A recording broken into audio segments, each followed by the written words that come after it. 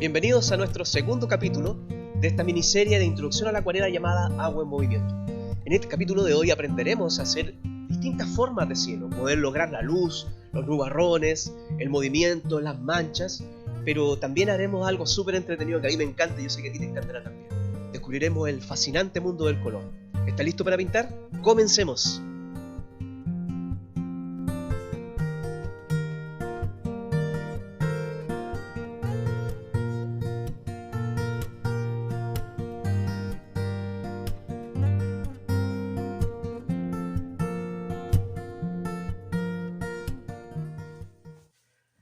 Antes de comenzar, vamos a recordar que el capítulo anterior analizamos el tema de los materiales y su forma de utilizarlos según los distintos niveles. Por lo tanto, si quieres hoy día poder practicar estos ejercicios, puedes tomar estos videos, los vas reproduciendo a medida que vas trabajando también, te recomiendo ver el capítulo anterior.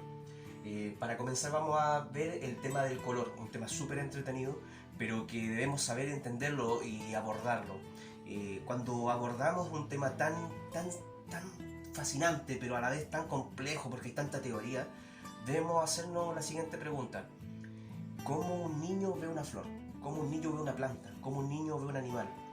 El animal, por ejemplo, tiene sinfín de moléculas, de procesos internos para poder funcionar, pero el niño no solo está viendo eso. Claro, él tiene que saber lo básico, por ejemplo, si tiene una mascota para poder alimentarla, pero ¿qué es lo que ve? Él ve la belleza del animal. Mi hijo le encantan los animales, por ejemplo, y él ve los colores, las formas. Nosotros en el color podemos también a veces cometer un error como adultos, quizás. Podemos empezar a estudiar materias, paletas, combinaciones, elegancia, tonos, y nos podemos perder de la capacidad de disfrutar, a veces expresar. Esto del color es expresar. Siempre el alma busca maneras de expresarse. Es una realidad que no todo se explica a través de la materia, y eso es lo que de alguna forma hace la pintura. Dice lo que a veces no se puede decir, y el color es una gran herramienta para lograr aquello. Pero también nos toca un poquito entender la parte de teoría para poder expresarnos de mejor manera y de manera más consciente. Es por eso que es importante conocer esta parte. La acuarela, ustedes saben, está como muchas otras materiales de pintura, está compuesta de pigmentos. Los pigmentos podemos encontrarlos en la naturaleza, en los minerales, los vegetales. También hay pigmentos sintéticos que son polvitos, que tú lo tomas, por ejemplo, como hacer masa. Tú lo tomas, le echas agüita y te da la forma, y bueno, en este caso, en vez de ocupar agua o aceite o otras cosas para darle forma, se ocupan aglutinantes. Acá el aglutinante vendría siendo la goma arábica.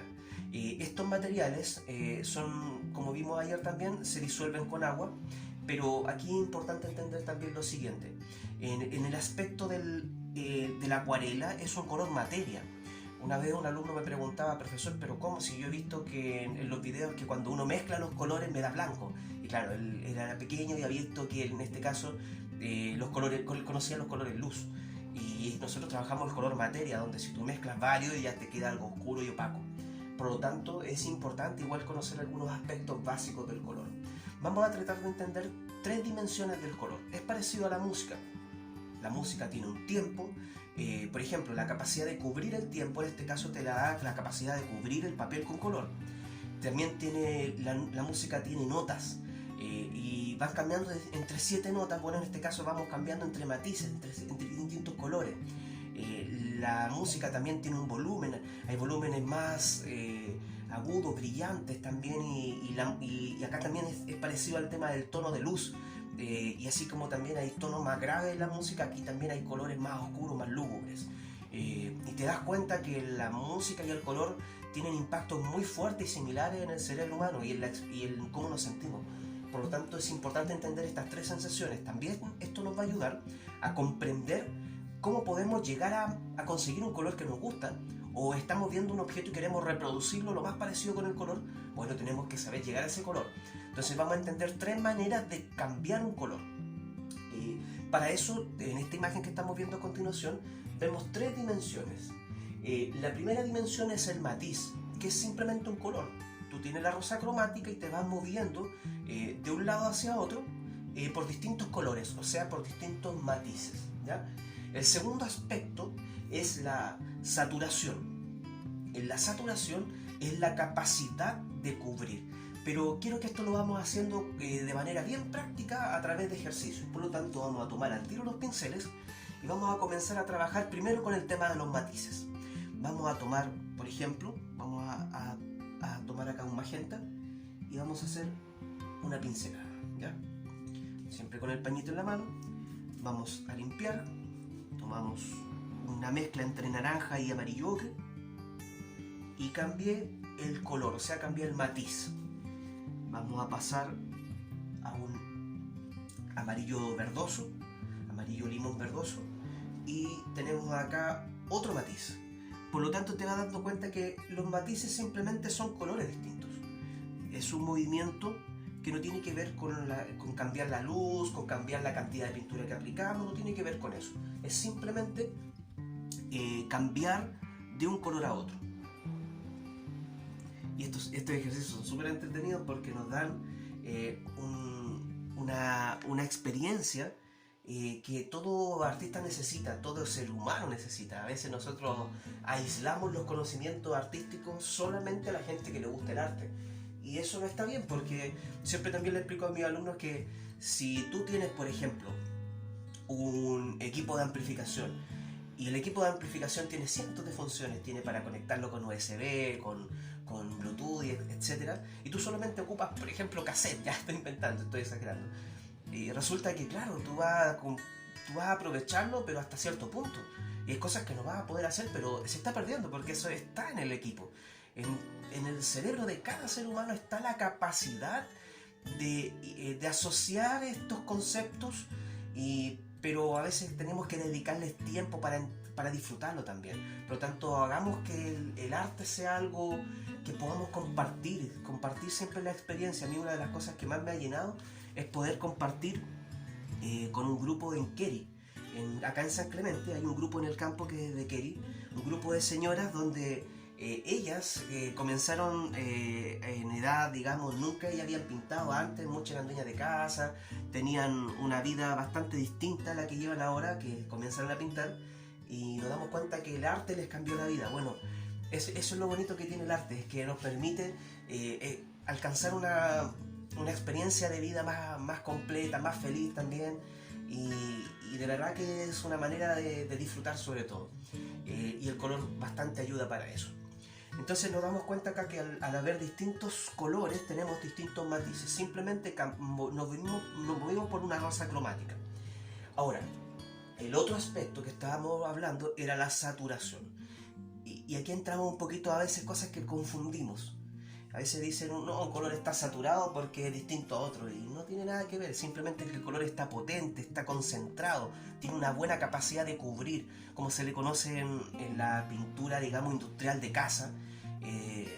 Tiene buena opacidad, es una pintura que cubre bien. En este caso, imagínate tú pintas un muro, bueno, y te dan una pintura, un látex súper mal compuesto que no cubre nada, el muro era negro y tiraste amarillo encima y te quedó un color súper transparente, tiene mala opacidad, mala saturación. En cambio, mira, vamos a hacer la prueba. Yo voy a tomar un color solamente, tomar este color de acá, que es como una mezcla entre sombra tostada y siena, y vamos a aplicarlo. Pero resulta que ahora le voy a dar una gotita de agua, ahora le voy a dar otra gotita de agua, y otra gota de agua, y te vas dando cuenta que el agua hace que el color quede más transparente, y aquí casi ni se percibe. Por lo tanto, ¿qué cambió aquí? Aquí no cambió el tipo de matiz, ¿te fijas? Como acá, aquí simplemente cambió la capacidad de cubrir. Por lo tanto, este color es más transparente, es el mismo. Lo único que hicimos acá es, en este caso, cambiar su composición para que fuera más transparente cada vez que íbamos aplicando más agua. Hay otra manera de lograr la transparencia, que es algo que vimos ayer, que es la velocidad, donde nosotros tomamos un color y aplicamos rápidamente, y aquí tenemos algunos granos. En este caso hay una transparencia, hay menos opacidad porque es lo mismo, cubrimos de más la forma al fondo, ¿ya? El otro aspecto tiene que ver con la luz que podemos darle a los colores, y acá tenemos que definir algunos términos. El tono no es es lo mismo que la tonalidad. A veces confundimos mucho las cosas en pintura, leemos muchos libros de aquí y de allá y miramos con una ensalada de ideas en la cabeza y a veces no sabemos cómo expresarnos. Entonces el profe corrige algo y yo no sé qué me está corrigiendo. La tonalidad lo vamos a ver más adelante, que es una paleta, es un conjunto de características que forman un todo. En cambio el tono es algo individual, que representa la cantidad de luz que tiene, en este caso un color, un objeto, una mancha, una pincelada.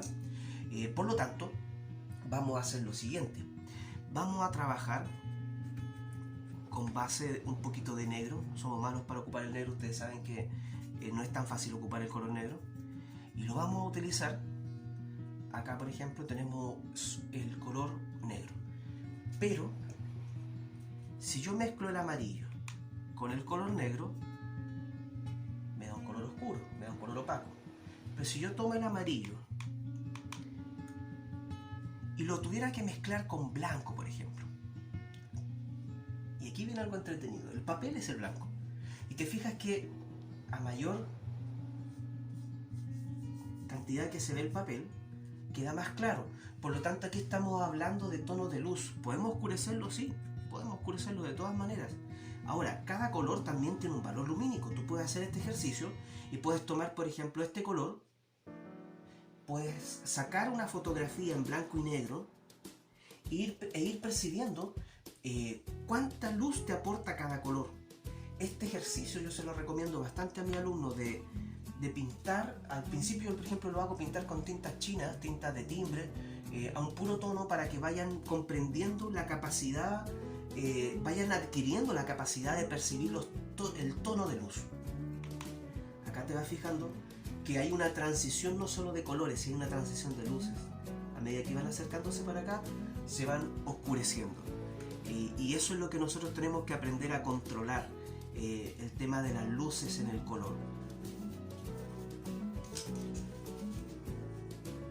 Acá tengo otro papel porque vamos a hacer ahora un ejercicio. A mí me gusta mucho sacar algunas cosas que a veces nos han enseñado que no son muy útiles, que digamos.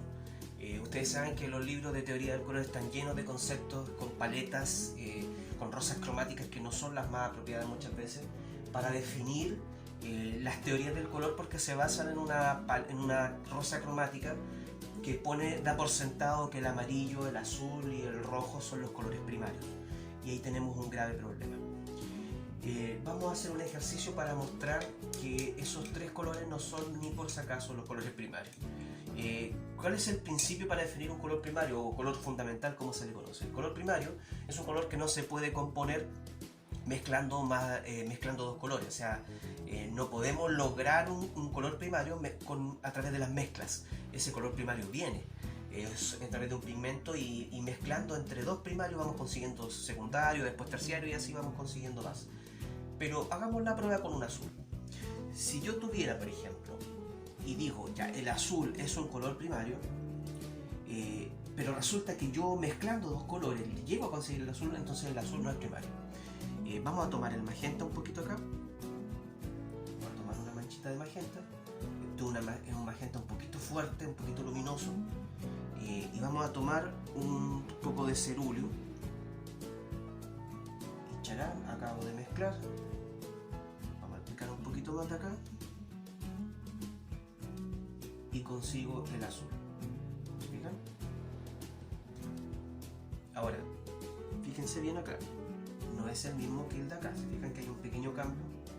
El cerúleo es neutro, es un frío neutro. En cambio el azul tiene un poquito de cálido, una pizca de cálido a través del magenta. El magenta es otro color primario. Aquí tengo dos tipos de magenta, un magenta luminoso, y en Schmenck tengo un magenta clásico, digamos. Son los colores neutros, por lo tanto vamos a hablar de lo siguiente. Quiero conseguir el rojo, que no es lo mismo que un magenta. Vamos a hacer la prueba con color hecho para que se perciba, porque a veces uno dice, pero profe, si está haciendo rojo, y no es rojo, mira, esto es un rojo. Entonces uno al principio tampoco ve la diferencia de los colores. Cuesta un poquito afinar el ojo y ver que son dos colores distintos. Pero aprenderse los nombres de los colores no es tan complejo. Basta que te aprendas 10 colores fundamental, el azul cerúleo, que es un primario, el magenta, que es otro primario, que de ahí viene la gama de donde procede el rojo, el amarillo limón, que es un nombre fácil, que tiene el color amarillo, que en este caso nosotros siempre decimos, ya que estoy viendo acá, aquí tengo un primario porque aquí veo el amarillo, después es primario, y no, ese es un color secundario, porque el primario es este de acá, que es el amarillo limón, que es un amarillo neutro, muy distinto. ¿Cómo puedo lograr un amarillo? Lo mismo que hablábamos, si logro hacer un amarillo significa que el amarillo no es primario. Entonces tomo el amarillo limón y le aplico un poquito de rojo. Voy a sacar mucha cantidad. Demasiado, me queda un poquito de naranjo, voy a aplicar menos. Y ahí, charán, tengo amarillo. Por lo tanto, el amarillo no es primario, el amarillo es secundario. Entonces, nos vamos dando cuenta que los colores que nos enseñaron en el colegio no eran los correctos. Vamos a disculpar a los profes que con mucho cariño algunos, otros no, nos iban enseñando, ya que ellos muchas veces reprodujeron lo que ellos también conocían y muchas veces ellos también aprendieron de personas que no eran pintores. Y tenemos un pequeño problema que pasa en la educación, que las materias artísticas, como son miradas siempre en menos, son ejecutadas por personas que no necesariamente han estudiado o se desempeñan en el área para tener un conocimiento al menos básico, y eso ha hecho que muchos niños hoy día no quieran pintar, pero con estas cositas, con este ejercicio entretenido, con los atomizadores y las manchas explotando en el agua, los niños descubren que esto es súper entretenido. A veces nos toca hacer con los papás de repente un taller en la plaza y resulta que los papás terminan más motivados que los niños porque claro, ellos nunca habían visto la pintura desde la diversión, siempre la vieron desde la tarea fome, aburrida, poco expresiva, mal enseñada y bueno. Vamos a hacer un poquito acá un violeta usando el magenta y usando el cerúleo. Solo que en este caso, para que no me quede azul, tengo que ocupar mayor cantidad de magenta.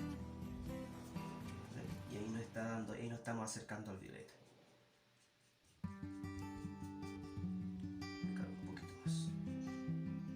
Me encanta el tema de los colores porque a mí me pasa una cuestión súper extraña con el tema del color. Me da ver un color, me hace asociarlo a alguna nota específica o a sabores también. Entonces yo tengo una mezcla en el lado derecho de mi cerebro, que está la escoba, donde un poquito se me confunden las sensaciones, pero eso hace también que disfrute de otra forma el color y quizás por eso practico tanto también.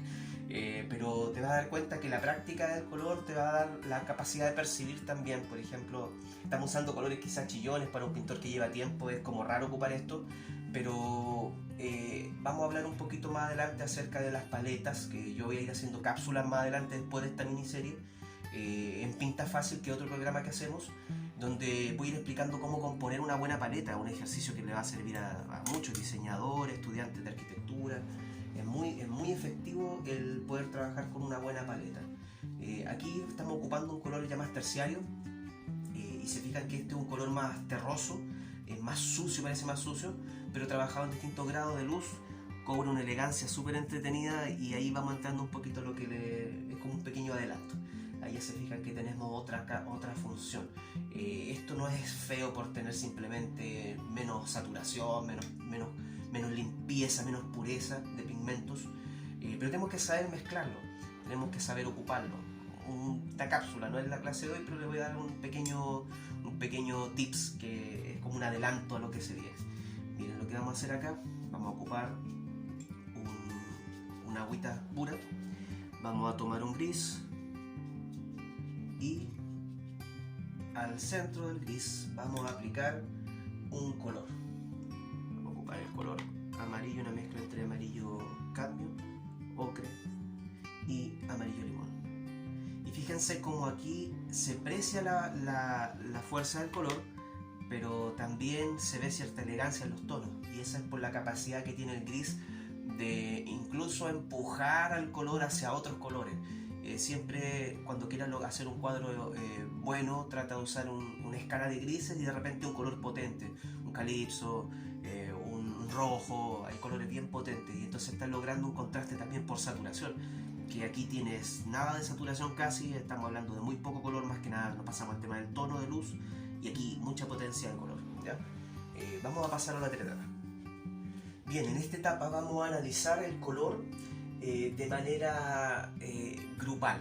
Ustedes saben que cada color por sí solo transmite sensaciones. Por ejemplo, color bronce nos puede transmitir antigüedad, elegancia. El color rojo transmite siempre fuerza, pasión, energía. Y cada uno, obviamente cada uno percibe el color de distintas maneras, pero hay algunos estándares generales. Pero también en grupo da sensaciones, y para poder comprender el tema de las sensaciones, que ya vamos llegando a la parte más expresiva del color, tenemos que comenzar siempre de la base. Siempre es importante sentar bases. Yo sé que ustedes muchos han escuchado hablar de los colores fríos y los colores cálidos, y vamos a explicarlo rápidamente porque es algo muy sencillo. En la imagen ustedes pueden ver colores como estos. Por ejemplo, yo aquí tengo mi paleta dividida en dos. Tengo una gama predominada por el rojo y otra gama predominada por el azul. El amarillo aquí tiene una pequeña influencia de azul, por lo tanto pasa a verde. Acá hay distintas gamas de verde, acá hay distintas gamas de azules, y acá hay un negro que en este caso es más azulado también. Pero acá tenemos el amarillo, el mismo amarillo, pero tiene una gotita que me cayó aquí de un poquito de ocre, anaranjado, y se puso cálido al tiro. Tenemos también un naranja suave, tenemos el rojo, el magenta, un fucsia y un café. Entonces, con estos colores podemos darnos cuenta que hay una división en la rosa cromática, donde para un lado domina el azul y para el otro domina el rojo. ¿Y qué podemos hacer con esto? Vamos a analizar esta obra, donde nos damos cuenta, por ejemplo, que los colores transmiten ciertas sensaciones. Una paleta fría, por ejemplo, tiende a dar una sensación un poquito de lejanía, nos transmite cierta también horas del día. Generalmente las luces en la mañana son más frías, en cambio en la tarde son más cálidas las puestas de sol, el rojo, el amarillo fuerte, el naranjo. Y también en este caso una paleta, como pueden ver acá, cálida, da otra sensación más de cercanía, de confianza. Cada paleta tiene una función. Y nosotros primero, aquí tenemos que entender algo. Esto lo voy a explicar bien simple, no voy a profundizar, pero el color nace de mí, pero tiene que encontrar eco también. O sea, yo sé que quiero expresar y a veces no pienso a medida que voy pintando, pues intuición, pero llega un momento en que también tengo que ser consciente, oye, esto lo va a ver un niño. O sea, no puedo tirarle una paleta industrial, por ejemplo. Mira, te voy a mostrar esta imagen donde se ven algunas funciones que conocen los diseñadores, a medida de la cual ellos llegan a cierto público específico para poder vender en este caso. Pero tú no quieres vender, tú quieres expresar, pero también quieres expresar en este caso a un espectador a veces. No todas las obras son, digamos, tan de adentro. A veces podemos, por ejemplo, hacer una serie de ilustraciones. Siempre explico este caso. Quería ver una chica que hacía ilustraciones de aves, y obviamente con ilustraciones, animalitos y los chicos y el tema de naturaleza, los niños, es su público. Entonces, ¿dónde la exponemos? Bueno, expongámosla en un colegio. ¿Para qué la vamos a ir a una sala donde no va a ver nadie? Por lo tanto, ¿qué colores ocupamos? Obviamente ocupamos colores, en este caso una paleta infantil, y eso llega mucho mejor. Por lo tanto, es importantísimo reconocer que, si bien es cierto, nosotros expresamos de manera intuitiva muchas veces, también hay un trabajo de comunicar. No basta con que yo me sienta de tal forma y diga palabras incoherentes y espere que los demás me entiendan después. O sea, tenemos que pensar en algún momento que hay un lenguaje, y el color también es un lenguaje. Esta función de armonía no es la única función. Podemos lograr armonía, pero también podemos lograr contraste. A veces queremos que un elemento destaque entre el resto del cuadro y no nos sirve tirarlo del mismo color. Tampoco no basta con darle solamente saturación, tenemos que cambiar la rosa cromática, movernos para otro lado. Y es ahí donde conocemos la teoría básica también de los colores complementarios, donde nosotros tenemos un color aquí y nos vamos hacia el frente y encontramos su color complementario. Son los más extremos, son los colores que menos tienen en común. Por lo tanto, cuando yo pongo uno al lado del otro, parece que se mueven, como que chocan visualmente, y eso le hace que destaque el color. Para poder ejercitar un poquito de estas cosas, vamos a hacer un ejercicio. Vamos a trabajar en un cielo, que es lo que también queremos un poquito descubrir hoy día. Como siempre yo les recomiendo esto: estudiamos un poquito, conocemos, soltamos la mano, hacemos un ejercicio previo, porque cuando tú estás pintando y tuviste un día a lo mejor ajetreado, que te costó concentrarte, y llegas de golpe y tratas de pintar, a veces no sale al principio. Entonces, ¿qué es lo que hacemos? Preparamos nuestros materiales, preparamos la hojita y hacemos un ejercicio de soltura que se llama. Generalmente yo hago 1 o 2 ejercicios de soltura antes de pintar. A veces los alumnos me dicen, profe, pucha, no me salió hoy día. Le pregunto, ¿cuánto hiciste? Que es el que usted me pidió. Pero no hacemos a veces el ejercicio previo de soltura y llegamos un poquito como tiesos, como se dice, con el engranaje ahí muy...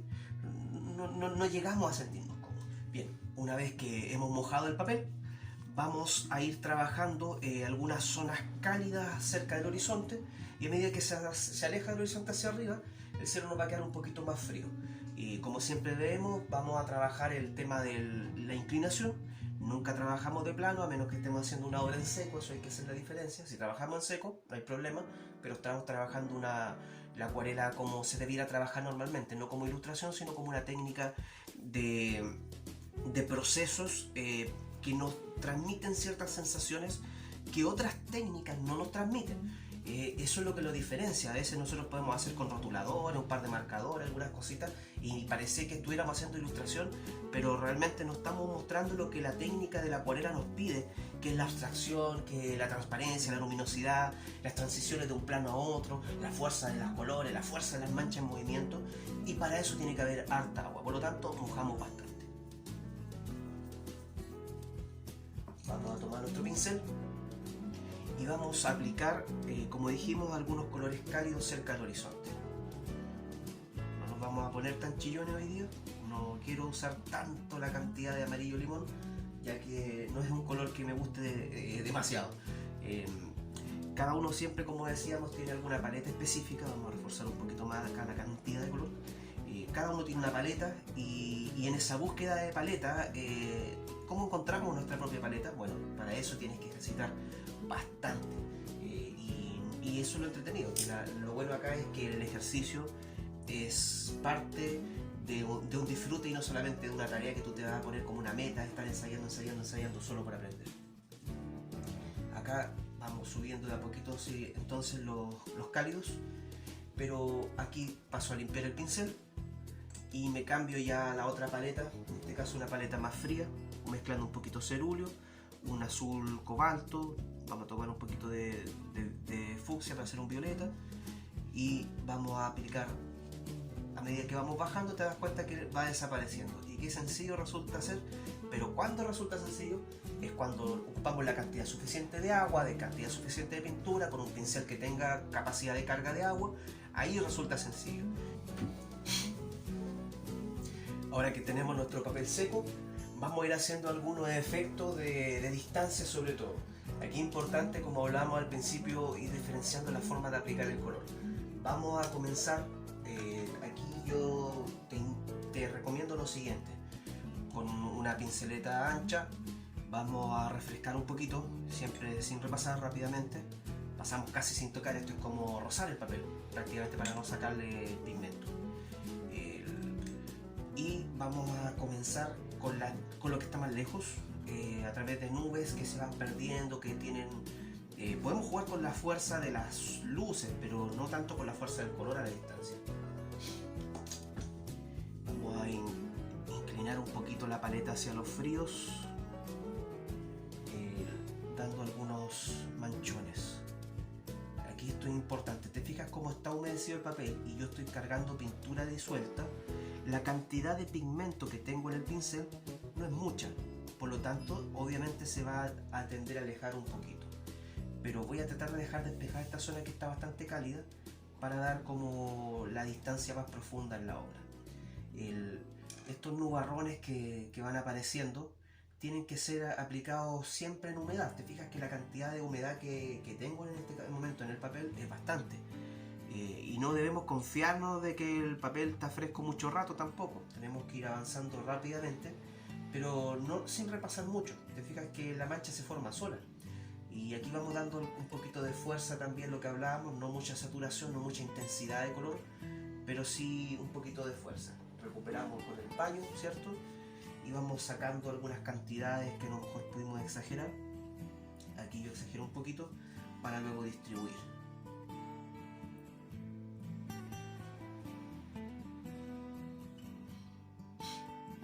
esta va a ser la sección de nubes que va a estar lejos. Y vamos a hacer más arriba una veladura, donde esas nubes se van a tender a acercar un poquito, ya que van a estar más definidas de contorno también, y va a tener otros colores. Pero a la distancia siempre debe quedar, recordemos que el agua pinta bastante aquí, entonces vamos trabajando en base a las transparencias. Haciendo un poquito el efecto de horizonte, con harta agüita, pero sin repasar demasiadas veces por el mismo lugar. Y recuerda que también al principio te va a costar repasar con transparencia, al principio va a repasar con mucha fuerza y después va a querer sacar, y ahí es donde empieza a quedar un poquito incómoda la acuarela. Entonces, ¿qué te recomiendo? La cantidad suficiente de transparencia. No tengas miedo de trabajar en varias capas. Si necesitas trabajar en varias, hazlo, no te compliques con eso. Lo importante es que no tengamos que corregir la acuarela, porque ahí ya entramos en un tema de perder textura.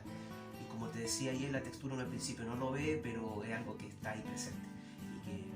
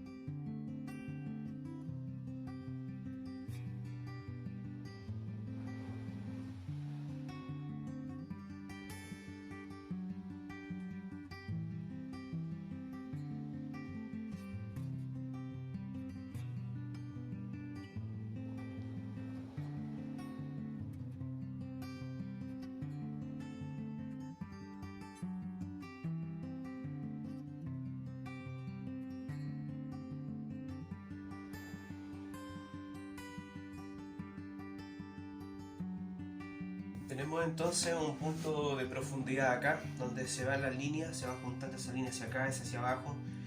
Por lo tanto vamos a tratar de dejar despejado acá esta zona. Vamos a aplicar un árbol suelto acá en primer plano, pero vamos a hacer una nube acá también arriba, que nos va a permitir un poquito hacer las nubes más de cerca, a través de veladuras y manchas. Entonces siempre con agua al principio. Traza solo con agua. Yo aquí a contraluz veo más o menos dónde está el agua, me brilla esa zona, y voy a partir con un poquito de cálido también. Le voy a tirar un poquito de color cálido para un poquito probar este juego de frío cálido. A veces debe hacer un pequeño contraste, no mucho, pero sí una presencia de rojo te va a dar como más expresividad en la nube. Te fijas que cambia el tiro, cambia inmediatamente la obra, porque eso es lo que tiene el color, te cambia por completo una obra. Con agüita vamos trabajando con la punta del pincel, vamos a pasar el dedo para que no quede muy áspero, a medida que se aleja, pero arriba le vamos a dar, por supuesto, un poquito más de definición. La parte baja entonces vamos difuminando, solo con agua y un poquito de tinte, muy poco. Aquí vamos a tirar unas pinceladas más oscuras, aprovechando que está fresca esa mancha en rojo, para que se pueda mimetizar bien y tengamos un cuadro con contrastes. Entonces aquí los primeros planos lo vamos a hacer rápido, con soltura. ¿Qué desorden? ¿Qué cosa es eso? Bueno, tranquilo. Eso es parte de lo que a veces nosotros tenemos que hacer para desordenar un poco la imagen y lograr más fuerza. Vamos a darle fuerza también a las oscuridades.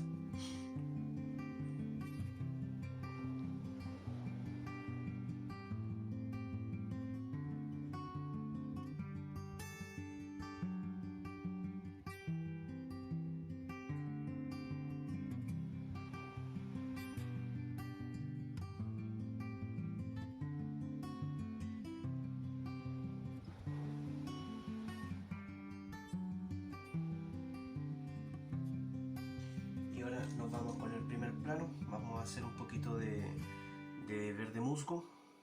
A mí me gusta mucho el verde musgo para trabajar los primeros planos,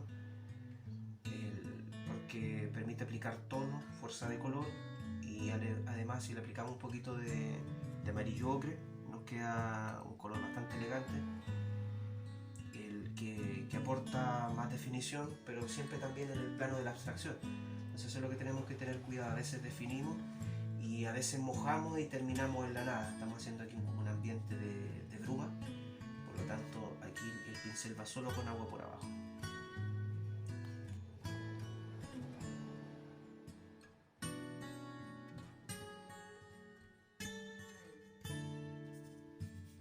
¿Recuerdan lo que no hemos ocupado hasta el momento? Este es el momento para ocuparlo, para no quebrar la atmósfera, el atomizador. Y aquí vamos moviendo un poquito y el atomizador nos va dando la transparencia también que la acuarela requiere, reforzando un poquito algunas manchas aquí. Pero el agua hace que eso caiga y se pierda en la nada. Y eso es lo que a nosotros nos aporta la abstracción. Generan ambientes que a veces cuesta tanto, llega y dice, ¿cómo si se me corta tanto la capa y me cuesta mucho que no se corte? Es por eso, es por la cantidad de agua. Por lo tanto, a mí también siempre se me olvida a veces el atomizador, porque es algo que yo mismo me he puesto alto énfasis en usarlo, ya que hace que la obra tenga mejor juego de luz. Tú puedes ver que ahora cambió toda la luz en el primer plano, pero no se cortó, hay transiciones.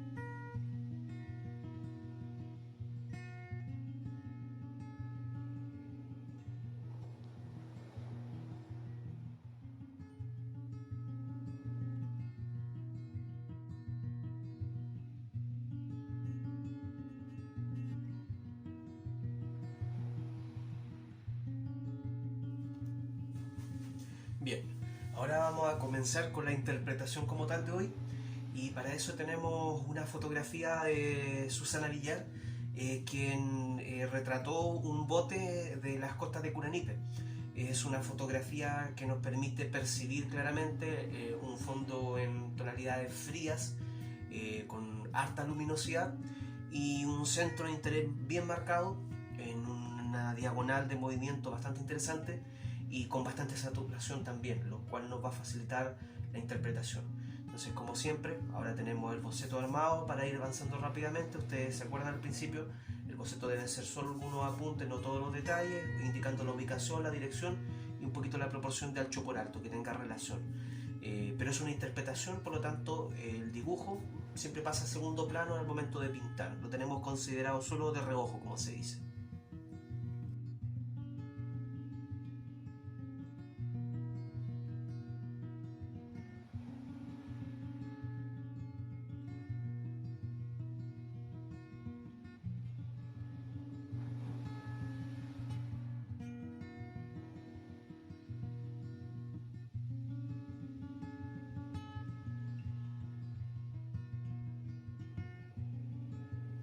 Ahora que ya tenemos nuestra aguada lista, vamos a reforzar obviamente en una segunda capa con veladuras, haciendo algunas transparencias, siempre de más lejos a lo más que está más cerca, pero tenemos algunas luces en los techos de las casas, algunas cosas, y eso lo vamos a ir dejando, no lo vamos a tocar, para que pueda quedarnos un poquito la luz bien representada.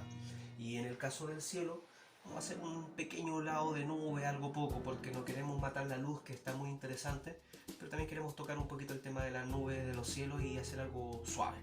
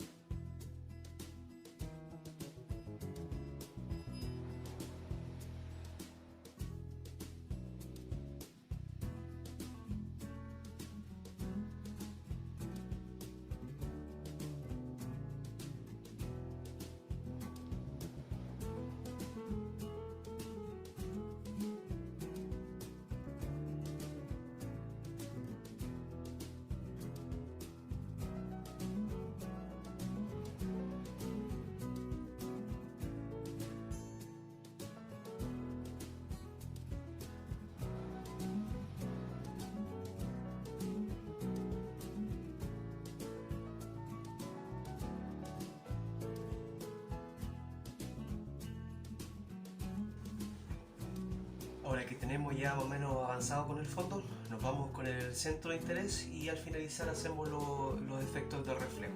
Estamos usando cámara rápida porque lo que me interesa sobre todo en estos videos es la primera parte, a explicar bastante el qué, pero también un poquito el cómo, pero no queremos excedernos demasiado en tiempo, a pesar de que es un video bastante largo. Porque queremos también un poquito describir materia y describir la práctica y dejarle cada aspecto su tiempo debido.